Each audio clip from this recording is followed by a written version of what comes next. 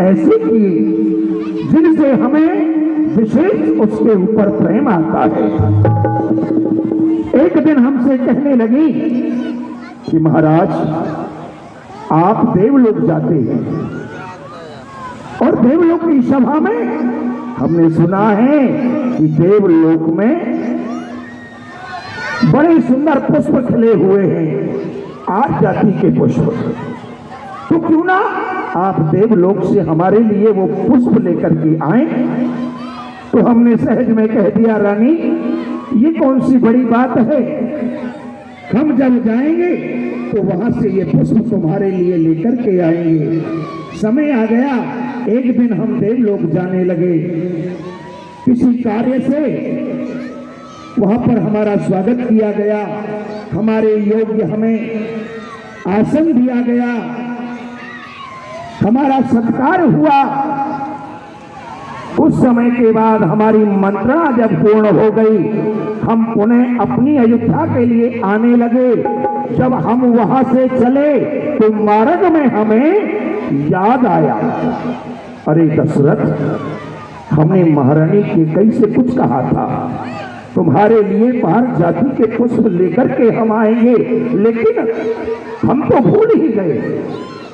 मैं पुनः उन्हीं पैरों से देवलोक की ओर बढ़ा और जैसे ही प्रथम द्वार पर पहुंचा तो वहां के कुछ सेवक मुझे नहीं जानते थे, और जब द्वार पर जाकर मैंने देखा कि जिस सिंहासन पर ये दशरथ बैठा हुआ था, उस सिंहासन को वेदक ध्वनियों के द्वारा, गंगा जल के द्वारा उसे पवित्र किया जा रहा था।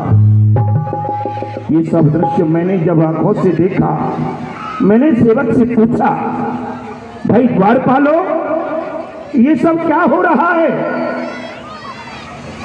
तो उन्होंने बताया, महाराज क्षमा करें, कुछ समय पहले मृत्यु लोक से अयोध्या नरेश महाराज दशरथ का यहाँ आगमन हुआ था और वह इस सिंहासन पर बैठे थे। उनके बैठने से ये सिंहासन अपवित्र हो गया है। हमें बड़ा आश्चर्य हुआ। उस आश्चर्य से हमने पूछा, भाई ऐसा क्या है जो उनके बैठने से ये सिंहासन अपवित्र हो गया?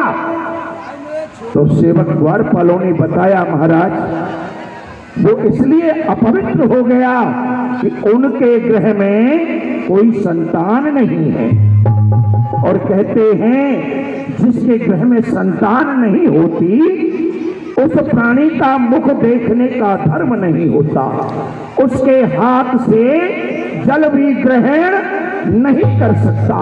ये एक बारी भूपति मन माही भयउ ज्ञानी पूरी सुख।